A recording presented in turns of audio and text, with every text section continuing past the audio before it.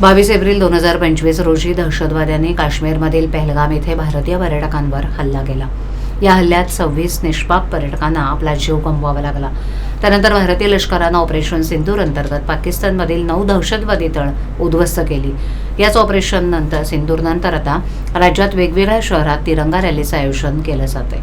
शिवसेना ठाकरे गटाकडून ठाण्यात तिरंगा सन्मान यात्रेचं आयोजन करण्यात आलं. काश्मीरमधील पहलगामच्या हल्ल्यानंतर दहशतवाद्यांनी ची नशा उतरवून भारतीय सैन्यानं पराक्रम करून दाखवला. या युद्धात भारतीय सैन्याचा सिंहाचा वाटा असल्यानं सैनिकांचं मनोबल उंचावण्यासाठी रविवारी शिवसेना उद्धव बाळासाहेब ठाकरे पक्षाच्या वतीनं ठाणे शहरात तिरंगा सन्मान यात्रा काढण्यात आली. यावेळेला हिंदुस्थान जिंदाबाद, वंदे मातरम, भारत माता की जय या घोषणेनं संपूर्ण ठाणं दुमदुमून गेलं.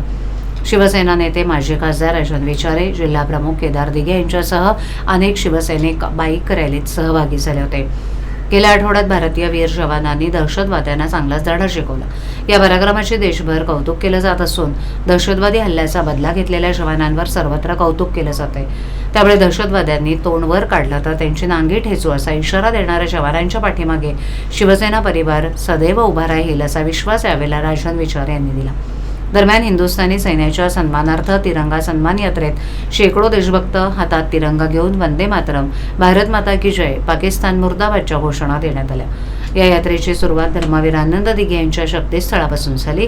त्यानंतर पुढे डॉक्टर बाबासाहेब आंबेडकर पुतळा, Jambhali Naka, Bhandarli, CIDCO bus stop, Ashtavinayak Chowk, Daulatnagar, Kopri bridge, Dnyansadhana college, mental hospital, Wagle check Naka, road number 16 Chowk, Kisan Nagar, Wagle circle, Lokmanya Nagar depot, Vartak Nagar, Vasant Vihar, Manpada, Anand Nagar, Vijaynagari, Hiranandani estate, Manorama Nagar, Dhokali, Highland, Balkum, golden rice Naka, Vrindavan, Shrirang, Rabodi, Uthalsar मार्गे, टेंबी नाका, सरई, राममारुती रोड मार्गे, कोखले रोड, नौपाडा, हरिनिवास, पाचपाखाडी, महानगरपालिका, चंदनवाडी मार्गे शहीद उद्यानजवळ यात्रेची सांगता झाली.